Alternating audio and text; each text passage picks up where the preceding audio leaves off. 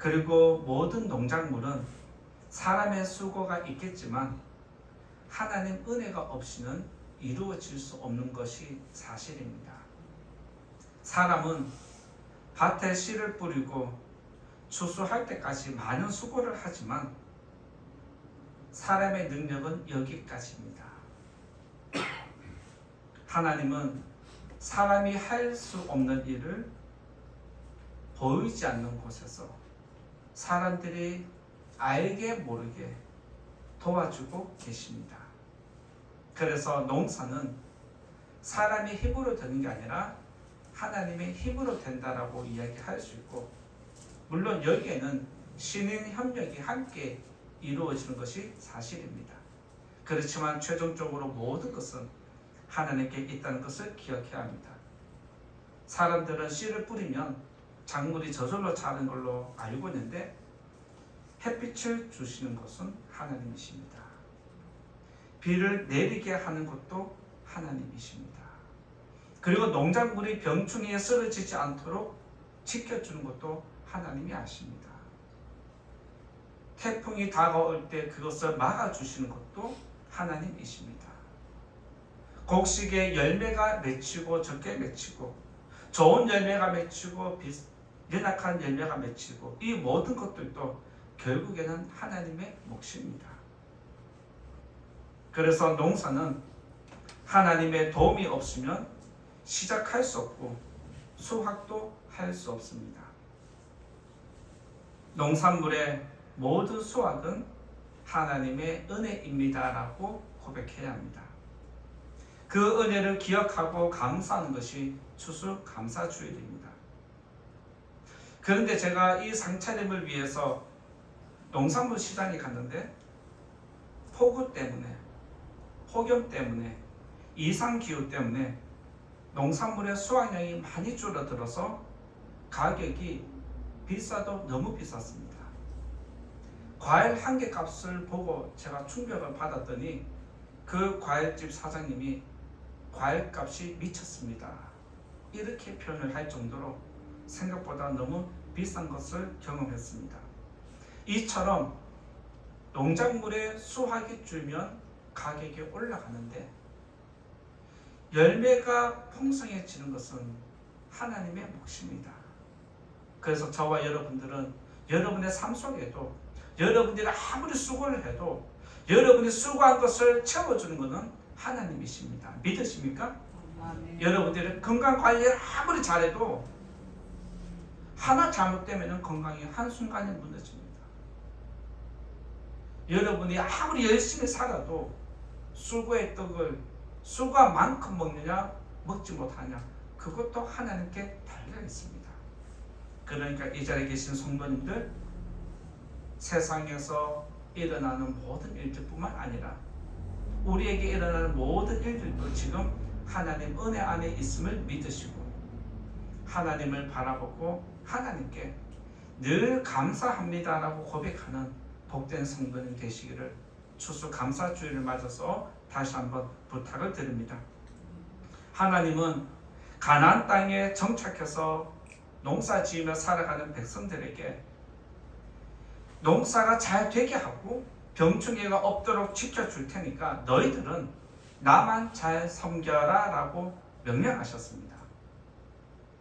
그런데 하나님은 잘 섬기면 복을 주겠지만 나를 떠나서 우상을 섬기면, 세상을 섬기고 세상에 빠지면 너희들의 수고는 원하는 결과를 이룰 수 없다라고 또한 말씀하기도 했습니다.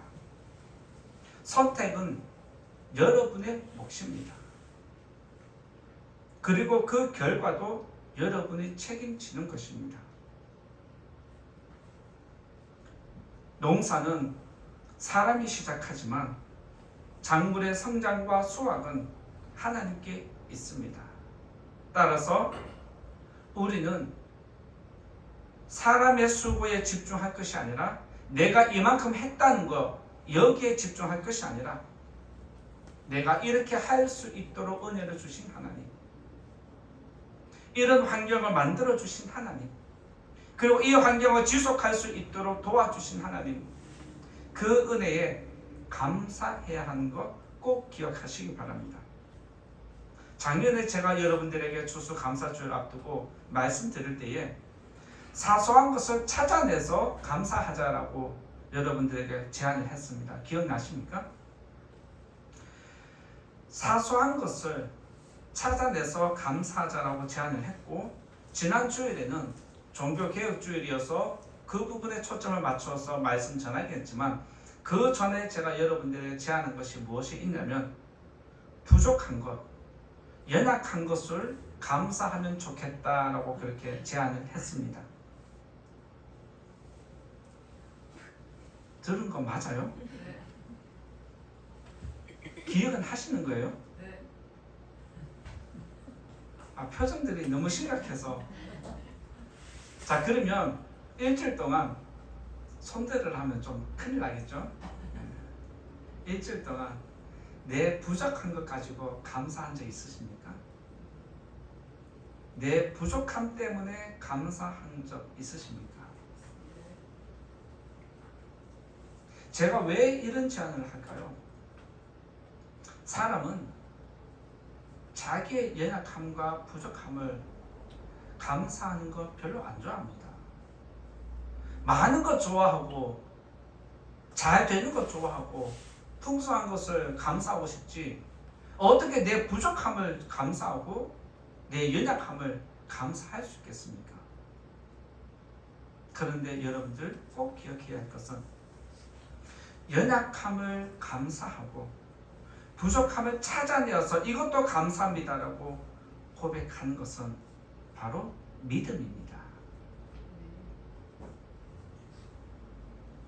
제가 이런 제안을 드린 것은 부족함 속에서도 연약함 속에서도 감사할 줄 아는 믿음의 성도가 되기를 바라는 마음이 있기 때문입니다. 그리고 연약함을 감사하면 그 연약함이 감사로 받아들여집니다. 부족함을 인정하고 하나님께 감사하면 그 부족함도 감사로 받아들여집니다. 이걸 제가 알기 때문에, 경험했기 때문에 여러분들에게 이렇게 살자라고 한 주 동안 그렇게 제안을 드린 것입니다. 혹여 지난 일주일 동안 그렇게 살지 못했다면 이 한 주간 한번 그렇게 노력하시기 바랍니다. 그래서 내 부족함을 찾아내고 연약함을 찾아내어서 이것도 부족하고 이것도 연약한데 하나님 감사합니다라고 바꾸어서 고백을 올려드리면 어느 순간에 연약함은 채워지고 부족함도 채워집니다. 믿으시기 바랍니다. 이런 믿음으로 이 한 주간 감사하는 저와 여러분 될 수 있게 바랍니다. 출애굽한 이스라엘 백성은 가나안 땅으로 가던 중에 홍해에 부딪힙니다. 앞에는 홍해가 막혔고 뒤에는 애굽의 군대 소리가 지금 들려옵니다. 그 소리를 듣고 애굽 군사를 보는 순간 백성들의 심령은 낙담이 되었습니다. 성경에 보면 두려워했다라는 표현이 기록되어 있습니다. 그때 백성들은 누구에게 눈길을 주냐면 모세에게 눈길을 주면서 뭐라고 얘기합니까? 원망을 시작합니다. 애굽 사람을 섬기는 게 광야에서 죽는 것보다 낫다라고 모든 사람들이 두려움에 갇혀서 불안한 마음과 악한 마음을 품고 모세를 향해서 원망을 퍼부었습니다. 그때 모세는 백성들에게 어떤 말도 하지 않았습니다. 그러면서 하나님께서 본인에게 주신 말을 그대로 전달합니다.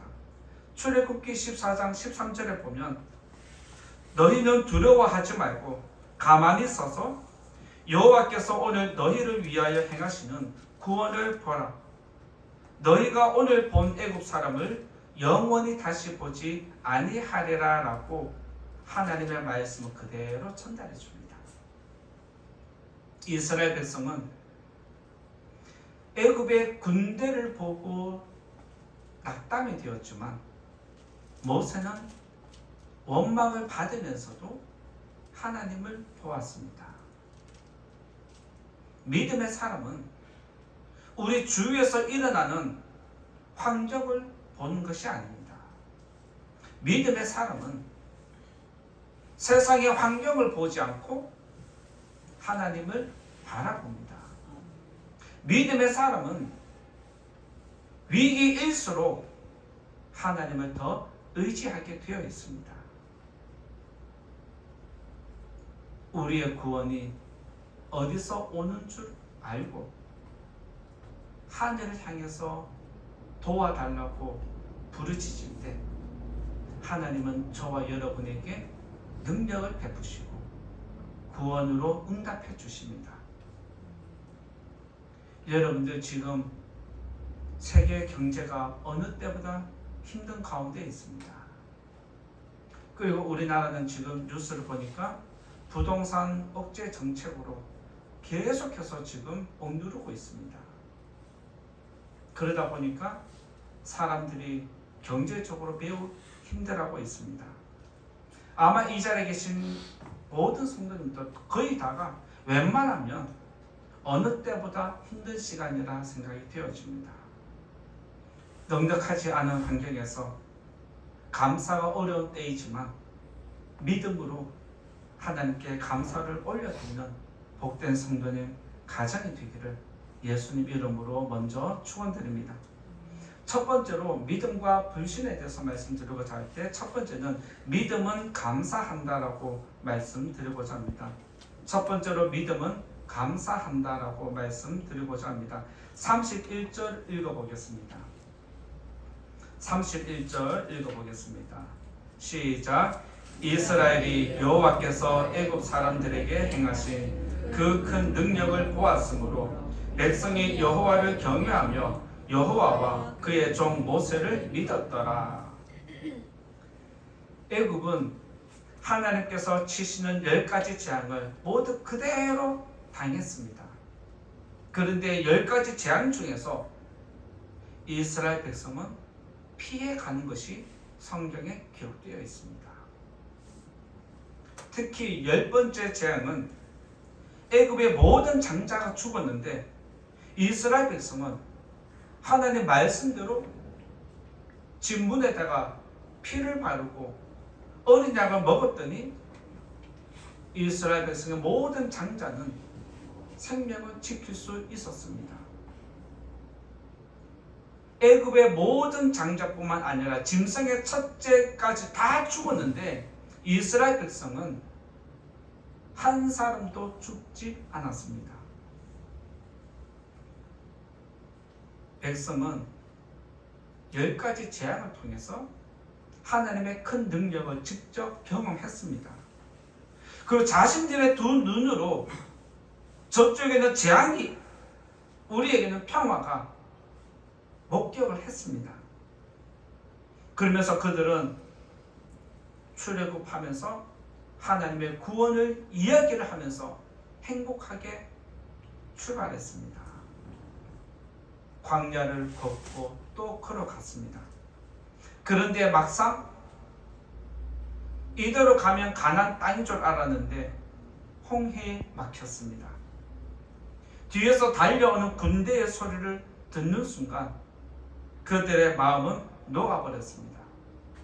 그리고 백성들은 이제 모든 것이 여기서 끝났다라고 절망하는 순간에 하나님의 능력이 시작됩니다. 하나님은 백성들이 생각지 못한 방법으로 바다의 길을 여셨습니다. 믿으십니까? 어느 백성이 이것을 믿겠습니까? 아무리 하나님이 큰 능력을 베풀어 준들 이 상황에서 우리를 어떻게 구원해 주실지 백성은 생각할 겨를이 없었습니다. 두려움에 갇히니까 생각이 일어나지 않습니다. 스스로 절망하고 모세에게 원망을 하고 있을 때 하나님은 사람이 상상할 수 없는 방법으로 바다에 길을 여시고 백성이 그 길을 걸어가게 하셨습니다. 바다가 갈라져서 땅이 열렸다 할지라도 마르지 않으면 그 길을 지나갈 수 없습니다. 그런데 성경을 보면 마른 땅같이 백성이 지나갔다라고 기록을 하고 있습니다. 이처럼 하나님의 구원은 우리가 상상할 수 없는 방법으로 이루어지기 때문에 여러분들이 힘들면 힘들수록, 절망하면 절망할수록, 두려우면 두려울수록 오히려 하나님을 의지해야 합니다. 이것이 믿음입니다.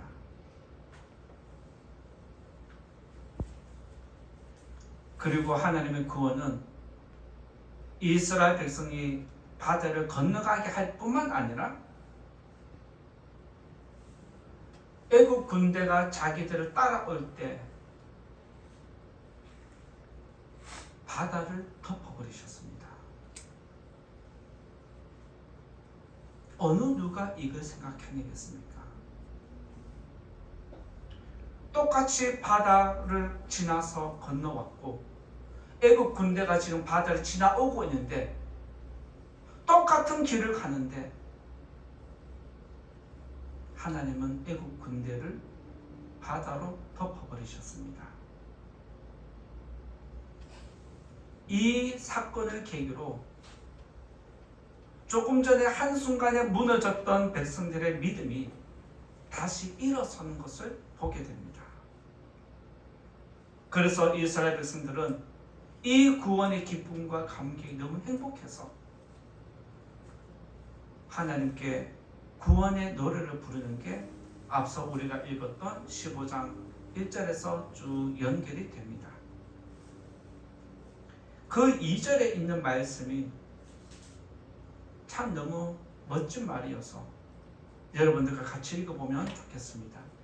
15장 2절을 같이 한번 읽어볼까요? 15장 2절 같이 읽어봅니다. 시작. 여호와는 나의 힘이요 나의 노래시며 나의 구원이시로다. 그는 나의 하나님이시니 내가 그를 찬송할 것이요 내 아버지의 하나님이시니 내가 그를 높이리로다. 아멘. 오늘 이 말씀처럼 하나님은 여러분의 힘이 되기를 축복합니다. 하나님은 나의 노래가 되십니다 라고 고백하기를 바랍니다. 하나님은 나의 구원자입니다 라고 영광 올려드리는 저와 여러분 삶이 되기를 축복합니다. 백성은 이제 끝났다라고 생각하는 순간에, 자기 생명은 이제 포기하는 순간에, 자기 생명이 포기했다고 모든 절망과 원망을 모세에게 퍼부는 그 순간에 하나님은 백성을 구원하셨습니다. 하나님은 출애굽하기 전에 애굽 땅에 10가지 재앙을 내렸고 백성을 출애굽시켰지만 성경의 기록을 보면 10가지 재앙이 일어날 때마다 백성이 하나님을 믿었더라라고 하는 구절이 없습니다. 10가지 재앙을 보고 백성들이 하나님을 믿었다라고 하는 구절이 없습니다. 그런데 이 사건을 계기로 이스라엘 백성은 하나님과 모세를 믿기 시작했다라고 성경에 분명히 기록해 놓고 있습니다.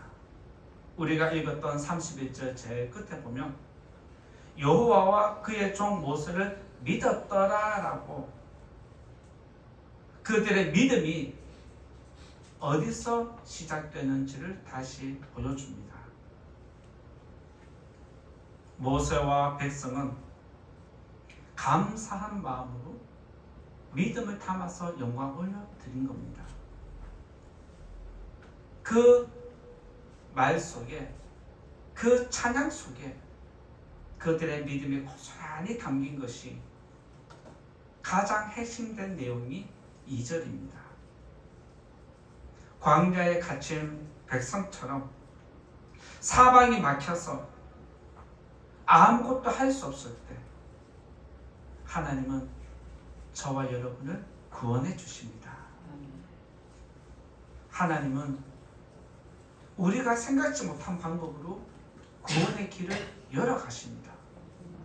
그래서 여러분들이 하나님의 구원을 경험하고 싶다면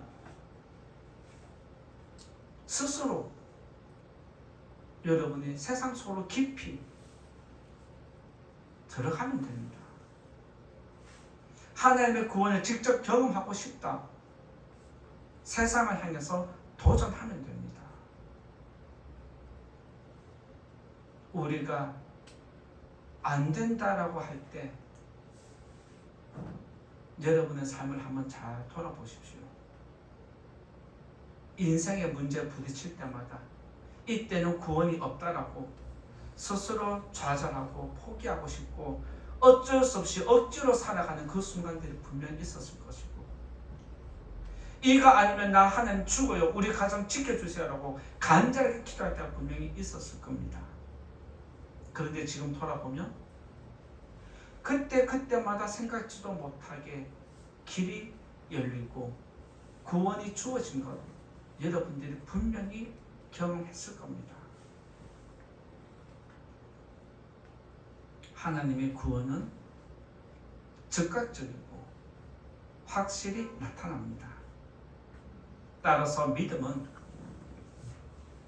환경에 따라서 감사하는 것이 아닙니다. 믿음은, 감사는 하나님의 능력과 구원이 나타날 줄 알고 감사하는 것입니다. 하나님의 존재만으로 감사하는 것이 믿음입니다. 왜 우리가 하나님 존재 때문만으로도 감사할 수 있을까요? 여러분들 잘 아는 대로 결론은 똑같습니다. 아무리 우리가 힘든 가운데 빠지고 절망에 갇히고 두려움에 갇혀도 하나님은 저와 여러분을 어떻게 한다? 구원해 주신다. 이 믿음이 있으면 우리는 절대로 무너지지 않습니다. 믿으시기 바랍니다. 하나님의 존재만으로도 감사가 나오는 이유가 하나님은 저와 여러분을 절대로 포기하지 않고 버리지 않기 때문입니다. 이것을 믿는 성도는 어디서든지 감사하면서 살아갑니다. 지속된 전쟁으로 먹고 사는 것이 어려운 이때에 하나님의 구원이 성도님들 가정에 꼭 일어나기를 예수님 이름으로 축원드립니다. 두 번째로 말씀드리고자 하는 것은 불신은 원망한다라고 말씀드리고자 합니다. 두 번째 말씀드릴 건 불신은 원망한다라고 말씀드리고자 합니다. 15장 24절에 있는 말씀인데요. 15장 24절 한번 읽어보겠습니다. 15장 출애굽기 15장 24절 같이 읽어봅니다. 시작. 백성이 모세에게 원망하여 이르되 우리가 무엇을 마실까 하매. 하나님께서 애굽에 행하신 10가지 재앙은 이스라엘 백성들에게 충격이었습니다.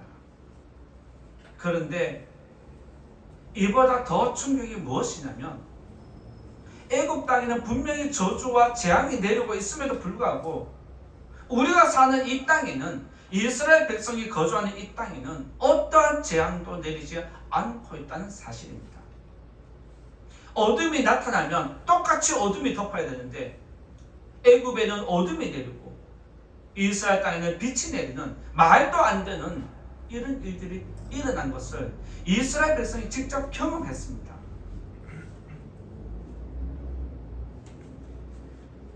출애굽은 온전히 하나님의 능력으로 나타났다는 것이 성경의 기록입니다. 조금 전에 제가 말씀드렸듯이 홍해에 길을 내시고 바다를 걷는 것은 인류 역사를 엎드려 뒤져봐도 이스라엘 역사밖에 없습니다. 어느 나라의 바다가 갈라지고 마른 땅처럼 백성이 건너갔다, 이런 이야기가 어디에 있습니까? 이스라엘 백성 외에는 없다는 겁니다. 왜요? 하나님이 하시기 때문에 그렇습니다. 그러면서 이스라엘 백성은 구원을 노래하면서 광야로 들어가고 또 들어가서 마침 광야에서 물을 만났습니다. 여러분들이 갈증 날 때 물을 만나면 얼마나 행복해 하십니까? 더울 때 그늘에 들어가면 얼마나 행복해 하십니까? 이스라엘 백성들도 우리를 홍해를 건너가게 하시고 애굽을 수장시킨 것을 보면서 노래를 부르면서 힘차게 광야로 들어왔는데 이제 물이 있겠지 하고 왔는데 물을 만났는데 얼마나 행복했겠습니까? 그런데 그 물이 마실 수 없다라면 또한 이스라엘 백성에게 큰 충격입니다. 차라리 눈에 안 보였으면 그들은 속이 덜 상했을 겁니다. 그런데 며칠에 걸쳐서 광야로 들어와서 물을 만나는데 마실 수 없다는 그 상실감이 백성들에게 또 화를 일으키는 모습이 나타납니다. 그래서 15장 24절에 보면 백성이 누구에게 원망했다? 모세에게 원망했다. 그러면서 우리에게 마실 물을 달라고 그렇게 요구를 합니다. 이때 백성이 모세를 향해서 원망하기 시작하자 하나님은 한 나무를 지시하시고 그 나무를 물에 넣으면 마실 수 있다라고 하면서 그 물을 마실 수 있도록 고쳐주셨습니다. 이제 목도 축였겠다, 이제 가면 되겠다 하면서 또 광야로 모세를 따라서 들어갔는데 생각지도 못한 천국을 만납니다. 바로 그늘이 있고 물이 있는 곳을 만납니다. 그것도 우물 하나만 있는 것이 아니라 신기하게도 한 지파마다 우물 하나씩 가질 만큼의 좋은 땅을 만나게 되었습니다. 그래서 이스라엘 백성은 출애굽하면서 지금까지 한 번도 제대로 쉬지 못한 것을 엘림이라는 곳에서 영적으로 육적으로 완전히 재충전합니다. 이렇게 행복한 시간을 하나님이 허락해 준 것을 감사하면서 또 모세를 따라서 광야로 또 들어갑니다. 그렇게 며칠이 지났는데 백성들의 고질병이 또 도집니다. 얼마 가지 못해서 백성들이 모세를 원망하기 시작합니다.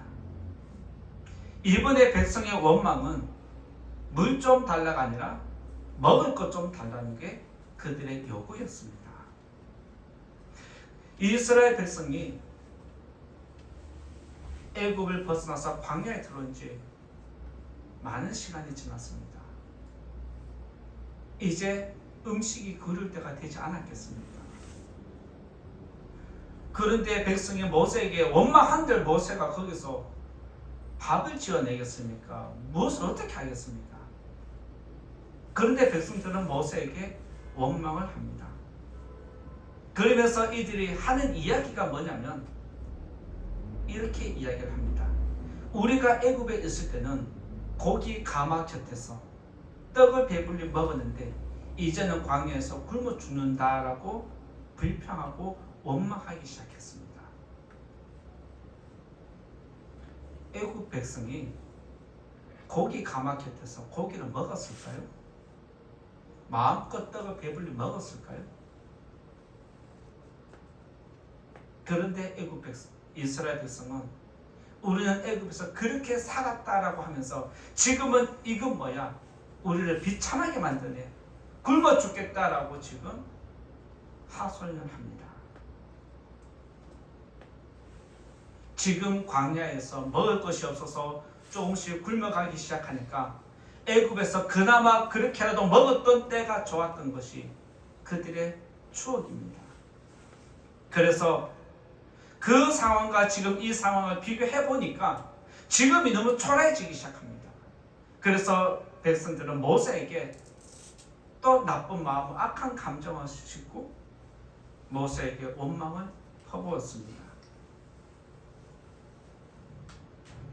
그때 하나님이 뭐라고 말씀하시냐면 출애굽기 16장 12절에서 하나님은 분명히 이렇게 말씀하십니다. 출애굽기 16장 12절에 보면 내가 이스라엘 자손의 원망을 들었노라 라고 말씀하십니다. 내가 너희들의 원망하는 거 다 들었기 때문에 너희들의 원망 불평 해소해 줄게. 저녁에는 고기를 주고 아침에는 만나를 줄게. 떡을 줄 테니까 너희들이 실컷 배불리 먹어라 라고 하나님이 요구를 들어주십니다. 이렇게 해서 하나님은 이스라엘 백성이 가나안 땅에 들어갈 때까지 40년 동안 광야에서 메추라기 고기를 먹여주시고 만나로 그들을 먹여주셨습니다. 백성들은 필요한 것이 있을 때마다 원망했습니다. 그런데 하나님은 그들이 요구하는 대로 원망하며 원망하는 대로 다 받아주었습니다. 이쯤 되면 여러분들은 감사한 마음이 일어나지 않을까요? 물 달라 하면 물 주고 밥 달라면 밥 주고 고기 달라면 고기 주는데 이 정도면 감사한 게 예의 아닐까요? 그런데 백성의 요구는 여기서 한 번 더 나아갑니다. 그게 뭐냐면 교만해지기 시작했습니다. 출애굽기 17장 2절에 보면 백성이 모세와 다투는 모습이 기록되어 있습니다. 백성이 모세와 다투면서 무슨 이야기를 하냐면 우리에게 물을 주어 마시게 하라라고 그렇게 요구를 합니다. 지금까지 이스라엘 백성은 출애굽하면서부터 광야를 지나오는 지금까지 하나님의 능력을 직접 경험했습니다. 보았습니다. 그럼에도 그들의 요구는 원망은 끝이 없이 자랐습니다. 그들의 요구는 원망을 넘어서서 모세를 대적하는 모습이 나타납니다. 그 대적하는 게 다투는 모습입니다. 그러면서 대적하면서 무슨 이야기를 하냐? 우리에게 물을 주어 마시게 하라고 모세에게 어떻게 이야기합니까? 부탁이 아닙니다. 모세에게 명령하는 겁니다. 지금까지는 어린아이처럼 부모에게 나 굶어 죽으니까 뭐 좀 달라고 부탁을 하고 요구를 했습니다. 그런데 지금은 오히려 모세보다 더 높은 자리에 서서 너는 당연히 우리에게 이렇게 해줘야지 라고 요구를 하면서 교만한 모습으로 모세와 다투기 시작했습니다. 이처럼 사람은 자신의 요구를 들어주고 원망을 들어주면 서서히 교만한 모습이 나타납니다. 감사를 감사로 받아들이지 않습니다. 은혜를 망각합니다. 이게 죄인의 전형적인 모습입니다. 이렇게 이율배반적인 백성들의 모습이 가능한 이유가 무엇일까요? 하나님을 믿는 믿음이 없기 때문입니다. 이것을 다시 말씀드리면 하나님을 불신하기 때문에 그렇습니다.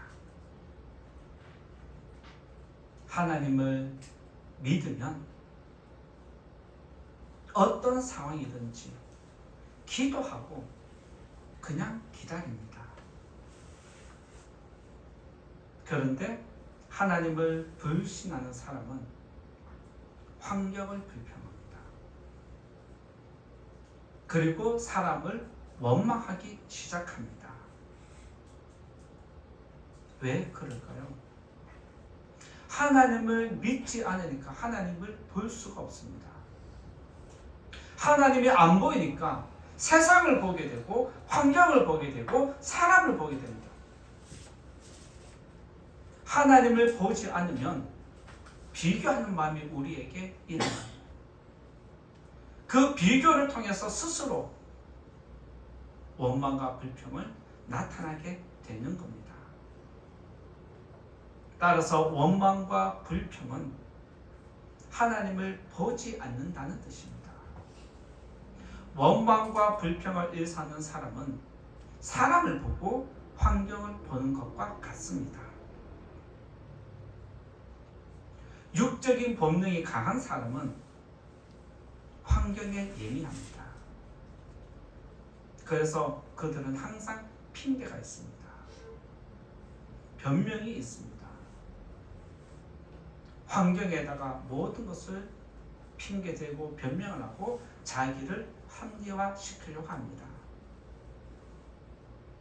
그리고 다른 사람 때문에 못했다라고 다른 사람에 대해서 원망을 돌리기 시작합니다. 믿음이 없는 전형적인 사람의 모습,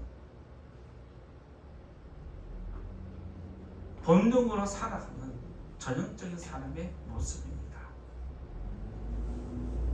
그래서 그들의 입에는 감사가 나오지 않습니다. 이스라엘 백성처럼 어떤 은혜가 주어지면 그때는 감사가 나옵니다.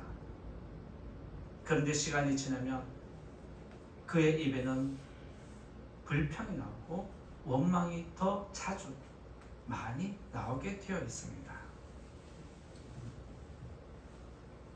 먹고 사는데 어려움이 없고 내가 기분이 좋으면 감사의 노래를 부르고 믿음 생활이 참 재밌다라고 그렇게 표현을 합니다. 그런데 먹고 사는 게 어려워지고 힘이 들면 그런 모습은 온데간데 없이 돌변해서 원망과 불평을 일삼습니다. 왜 그럴까요? 하나님을 불신하기 때문에 그렇습니다. 하나님을 믿으면 이래도 감사하고 저래도 감사합니다. 믿으시기 바랍니다. 그런 성도가 되기를 부탁을 드립니다. 원망과 불평은 불신의 증거입니다. 원망과 불평은 환경과 사람을 믿는다는 뜻입니다. 추수감사주일을 맞아서 그동안 성도님들의 입에는 1년 동안 여러분들의 입에는 감사가 많았습니까? 아니면 원망과 불평이 많았습니까? 추수감사주를 맞이해서 여러분의 입의 열매가 어떤 것인지 다시 한번 돌아보시고, 혹여 지금까지 원망과 불평이 많았다라면 올 한 해가 끝나기 전에 하나님께 용서를 구하시고 이제는 감사하는 입술이 되게 달라고, 변화시켜 달라고, 하나님을 믿는 믿음 달라고 기도하시는 모든 성도님 되기를 다시 한번 부탁드리고 예수님 이름으로 축원드립니다. 이제 결론의 말씀 드리고자 합니다. 추수감사주일은 잘 아시는 대로 한 해 동안 주어진 은혜를 돌아보고 감사하는 시간입니다. 작은 것과 사소한 것에 감사하고 부족하고 연약한 것을 감사하고 우리에게 평범한 일상을 살도록 베풀어 주신 은혜에 감사하는 성도가 되시기 바랍니다. 감사는 생명을 살리는 거룩한 말입니다. 원망과 불평은 생명을 죽이는 독입니다. 여러분이 감사를 많이 하면 여러분이 살고 여러분 주위가 살아납니다. 원망과 불평이 여러분에게 많이 일어나면 여러분 영혼이 죽고 여러분 주위 사람들을 죽이게 됩니다. 이 사실을 오늘 분명히 기억하셔서 이제부터 여러분의 입술을 통해서 생명을 살리는 복된 입술, 거룩한 입술 되기를 바랍니다. 1년 동안 우리의 건강과 생명, 가정과 자녀, 직장과 사업장을 지켜주신 하나님께 다시 한번 감사를 올려드리는 모든 성도님들과 교회가 되기를 예수님 이름으로 축원드립니다. 말씀 생각하면서 같이 기도하겠습니다.